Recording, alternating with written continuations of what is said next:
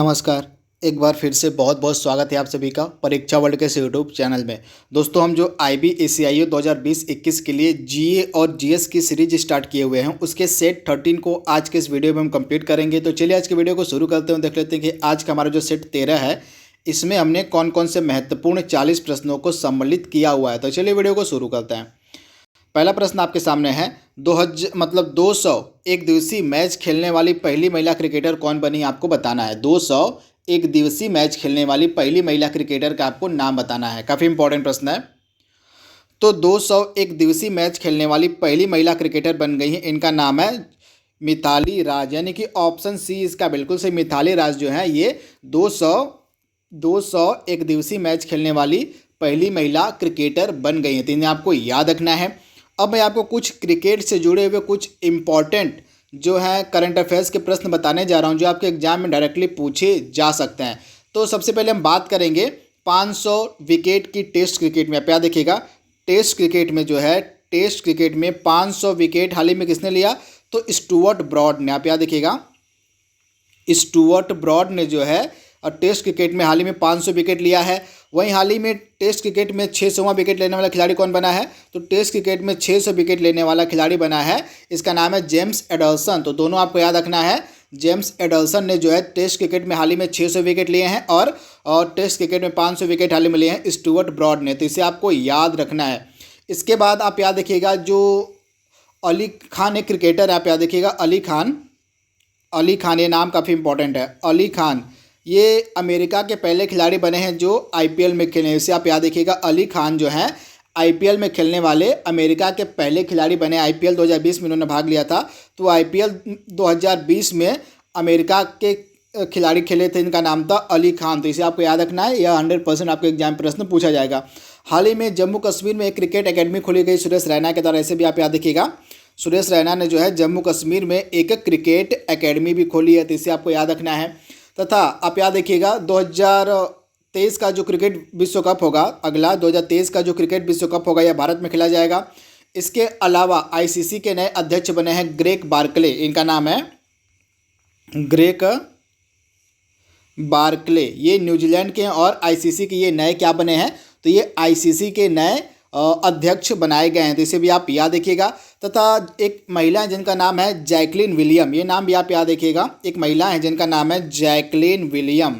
ये फेमस क्यों है, तो जैकलीन विलियम जो है फर्स्ट वीमेन थर्ड अंपायर बनी। इसे आप याद रखिएगा, जैकलीन विलियम ये वेस्ट इंडीज़ की रहने वाली हैं तथा ये पहली महिला थर्ड अंपायर बनी है। तो इसे आपको याद रखना है। पहली महिला जो थर्ड अंपायर बनी, इनका नाम है जैकलीन विलियम। तो इसे आप याद रखिएगा। तथा एक अंपायर हुआ करते थे क्रिकेट के, जिनका नाम था साइमन टॉफेल। ये नाम आपको याद होगा, साइमन टॉफेल, ये अंपायर हुआ करते थे। इनके द्वारा एक बुक लिखी गई। इस पुस्तक का नाम है फाइंड द गैप्स नामक जो पुस्तक है, ये लिखी गई है साइमन टॉफेल के द्वारा। तो इसे भी आपको याद रखना है। यहाँ से प्रश्न आपके एग्जाम में पूछा जा सकता है। इसके बाद एक चीज़ और पूछा जा सकता है आपसे कि वो पहला खिलाड़ी कौन सा है जिसने T20 में 500 विकेट ली। ये भी पूछा जा सकता है कि आपके एग्जाम में। तो T20 मैच जो होते हैं, T20 में 500 विकेट लेने वाला पहला खिलाड़ी बना है ड्वेन ब्रेवो। कौन है, तो ड्वेन ब्रावो जो है ये पहला खिलाड़ी बना है जिसने T20 में 500 विकेट लिया। तो इसे भी आप याद रखिएगा, ये भी आपके एग्जाम में प्रश्न पूछा जा सकता है। एक चीज़ और पूछी जा सकती है आपके एग्जाम में कि दुनिया का वह कौन सा पहला खिलाड़ी है जिसने तीनों क्रिकेट के जो फॉर्मेट होते हैं, आप याद रखिएगा, क्रिकेट के 3 फॉर्मेट होते हैं। जैसे 50 ओवर का मैच हो गया आपका, उसके बाद टेस्ट मैच हो गया आपका और T20 मैच हो गया। तो ये क्रिकेट के तीनों फॉर्मेट में 100 यानी कि 100 मैच खेलने वाला खिलाड़ी पहला कौन बना पूरे विश्व का, तो रॉस टेलर। तो ये भी प्रश्न आपके एग्जाम में पूछा जा सकता है।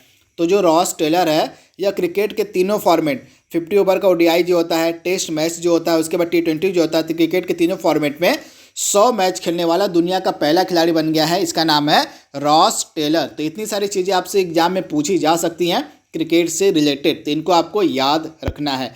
अगला इंपॉर्टेंट है प्रश्न आपके सामने, हाल ही में एकल आपातकालीन नंबर लॉन्च करने वाला भारत का पहला राज्य कौन बना है।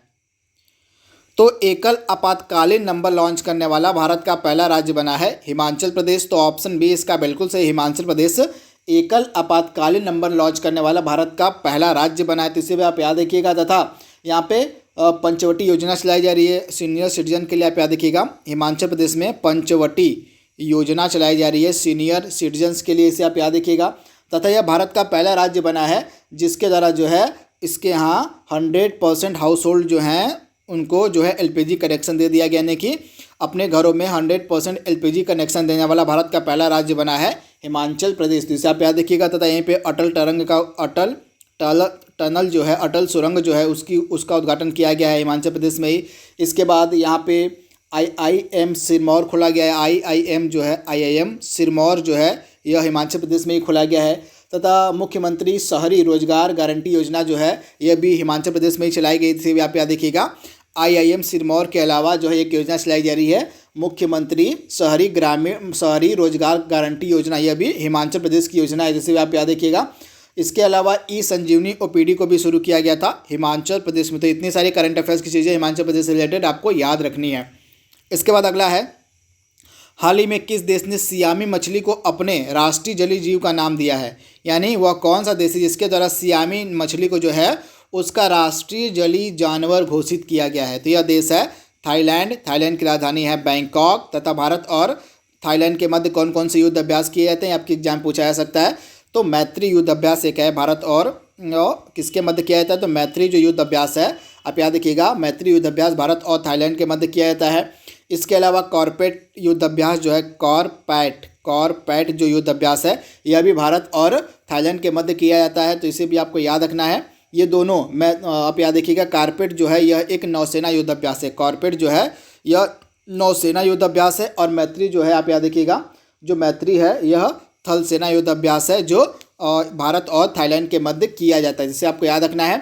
इसके बाद एक युद्ध अभ्यास होता है सिट मैक्स, आप याद रखिएगा, एक युद्ध अभ्यास होता है सिट मैक्स, यह भारत, सिंगापुर और थाईलैंड के मध्य किया जाता है तथा यह एक नौसैनिक युद्ध अभ्यास है। तो इतनी सारी चीज़ें आपको याद रखनी है। अगला प्रश्न है, विटीकल्चर का संबंध किससे है, तो विटीकल्चर संबंधित है रेशम से, यानी ऑप्शन ए इसका बिल्कुल सही है, रेशम। अगला प्रश्न आपके सामने है, म्यांमार देश अपना स्वतंत्रता दिवस कब मनाता है, तो म्यांमार जो है अपना स्वतंत्रता दिवस मनाता है 4 जनवरी के दिन, आप याद रखिएगा 4 जनवरी के दिन जो है म्यांमार अपना स्वतंत्रता दिवस मनाता है। म्यांमार की मुद्रा को हम कहते हैं क्यात। अगला प्रश्न है, विश्व ब्रेल दिवस कब मनाया जाता है, तो विश्व ब्रेल दिवस जो है प्रतिवर्ष 4 जनवरी के दिन मनाया जाता है। तो ऑप्शन जो इसका ए है बिल्कुल सही है, 4 जनवरी। अगला प्रश्न है, किसी भी उच्च न्यायालय की पहली महिला न्यायाधीश कौन थी, तो किसी भी उच्च न्यायालय की पहली महिला न्यायाधीश बनी थी लीला सेठ तथा इनका हाल ही में निधन हो गया। तो इसे भी आप याद रखिएगा, किसी भी उच्च न्यायालय की पहली महिला न्यायाधीश बनी थी लीला सेठ, जिनका हाल ही में निधन हो गया है। अगला प्रश्न है, स्टैच्यू ऑफ यूनिटी जो कि सरदार वल्लभ भाई पटेल की प्रतिमा है, इसका उद्घाटन किस राज्य में किया गया था, मतलब कि किस राज्य में इसको निर्मित किया गया है, तो गुजरात के एक केवड़िया जिला है, आप याद देखिए गुजरात में एक केवड़िया जिला है, नर्मदा नदी के किनारे, यहीं पे जो है स्टैच्यू ऑफ यूनिटी को बनाया गया है। यह सरदार वल्लभ भाई पटेल की सबसे ऊंची प्रतिमा है।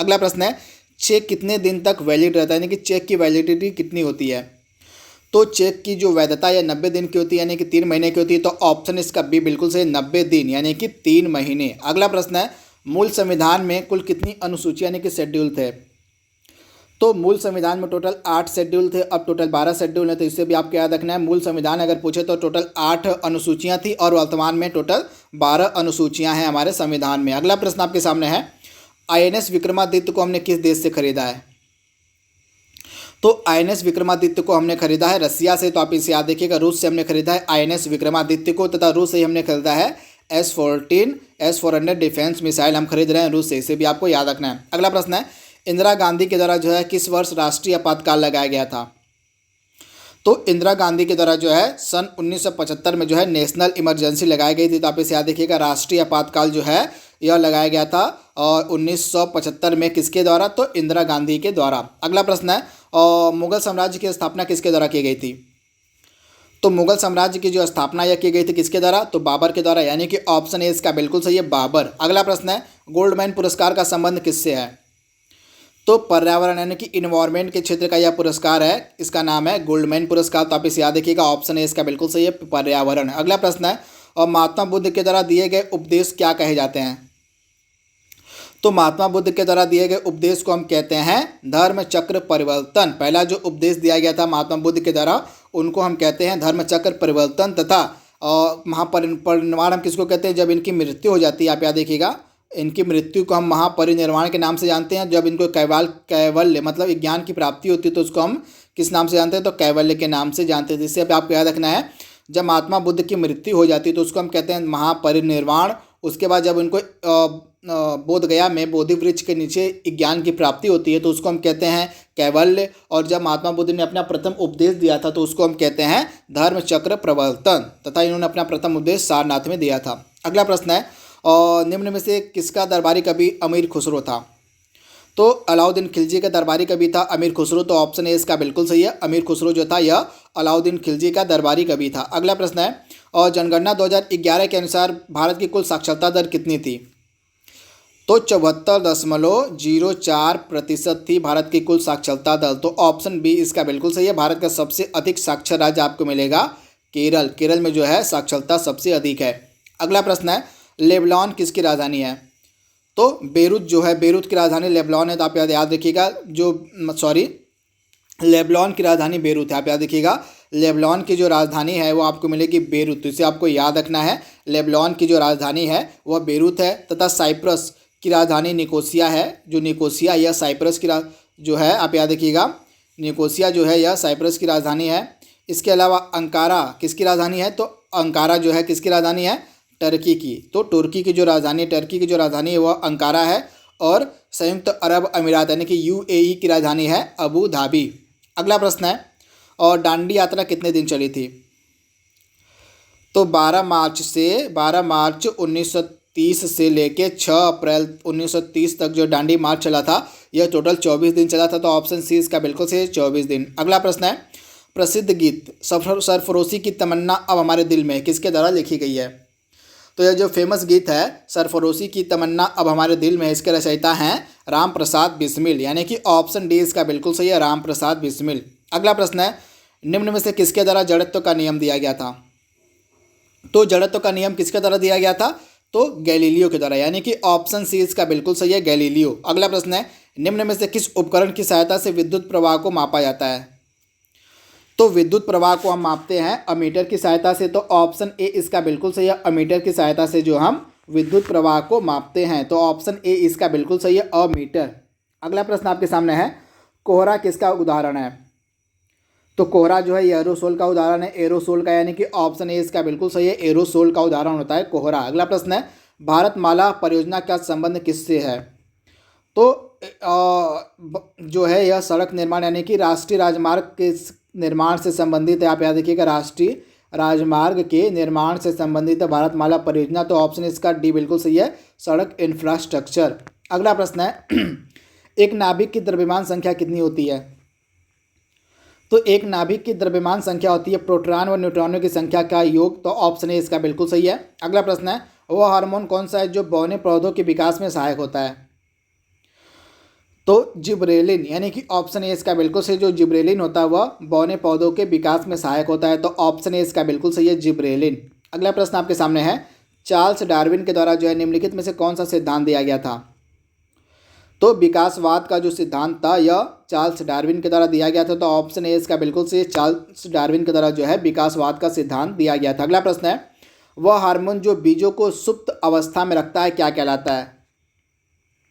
तो बीजों को सुप्त अवस्था में कौन सा हार्मोन रखता है? तो एब्सिसिक एसिड जो होता है, एब्सिसिक एसिड जो होता है यह जो है बीजों को सुप्त अवस्था में रखता है। यानी ऑप्शन सी इसका बिल्कुल सही है। अगला इंपॉर्टेंट है, कोशिका का कौन सा भाग प्रोटीन का संश्लेषण करता है? तो कोशिका का जो राइबोसोम वाला एरिया होता है, राइबोसोम का जो हिस्सा होता है वह प्रोटीन का संश्लेषण करता है। यानी कि राइबोसोम इसका राइट आंसर हो जाएगा। अगला प्रश्न है, भारत का पहला ऊर्ध्वाधर पुल कहाँ बनाया गया है?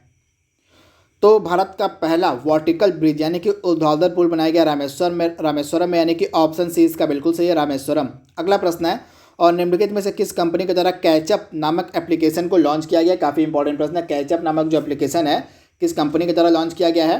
तो यह जो कैचअप नामक एप्लीकेशन आप याद रखिएगा, जो कैचअप नामक एप्लीकेशन है इसको फेसबुक के द्वारा लॉन्च किया गया। तो आपको याद रखना है, जो कैचअप नामक एप्लीकेशन है इसको फेसबुक के द्वारा लॉन्च किया गया है। तो राइट आंसर आपका जाएगा फेसबुक। फेसबुक के द्वारा जो है गिफी नामक कंपनी का अधिग्रहण किया गया। आप याद देखिएगा, जो फेसबुक है इसके द्वारा गिफी नामक कंपनी का अधिग्रहण किया गया है। इसके अलावा इसने माईपिलरी नामक कंपनी को भी अधिग्रहित किया। आप याद देखिएगा, गिफी और माईपिलरी इन दो कंपनियों का अधिग्रहण किया गया है फेसबुक के द्वारा। इसके बाद कोलैब नामक एप्लीकेशन को भी फेसबुक ने बनाया है। आप याद देखिए, कोलैब नामक एप्लीकेशन को भी फेसबुक ने बनाया है तथा दो कैंपेन चलाए गए हैं इसके द्वारा। मोर टुगेदर कैंपेन, आप याद देखिए फेसबुक के द्वारा जो है मोर टुगेदर कैंपेन, और एक प्रोग्राम चलाया जा रहा है भारत में जिसका नाम है वी थिंक डिजिटल, जिसे भी आपको याद रखना है। अगला प्रश्न है, विश्व आपको बताना है कि कौन दुनिया का दूसरा सबसे कम उम्र का अरबपति बना है हाल ही में।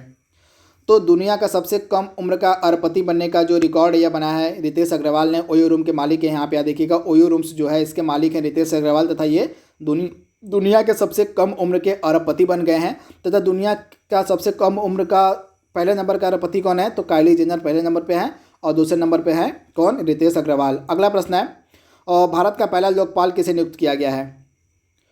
तो भारत का पहला लोकपाल बनाया गया था पीसी घोष को, पिनाकी चंद्र घोष को। तो ऑप्शन बी इसका बिल्कुल से पिनाकी चंद्र घोष तथा गिरीश चंद्र मुर्मू जो थे ये जम्मू कश्मीर के पहले उपराज्यपाल बनाए गए थे। तो इसे आपको याद रखना है। अगला प्रश्न है, वर्तमान में भारतीय जीवन बीमा निगम के अध्यक्ष कौन है।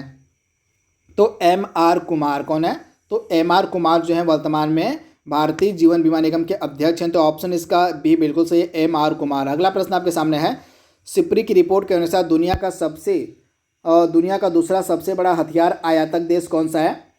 तो दुनिया में सबसे ज़्यादा जो हथियार खरीदता देश है, सबसे ज़्यादा जो हथियारों का आयात करता देश है वो है सऊदी अरब, पहले नंबर पे है, और भारत जो है दूसरे नंबर पे। जैसे आप याद रखिएगा, हथियार आयातक देशों के मामले में सऊदी अरब पहले नंबर पे है और भारत दूसरे नंबर पे है। तथा सबसे ज़्यादा जो हथियार निर्यात करता है, सबसे ज़्यादा जो देश हथियार को बेचता है वो कौन सा है, तो अमेरिका जो है विश्व में सबसे ज़्यादा हथियार बेचने वाला देश है। तो इसे भी आप ध्यान रखिएगा।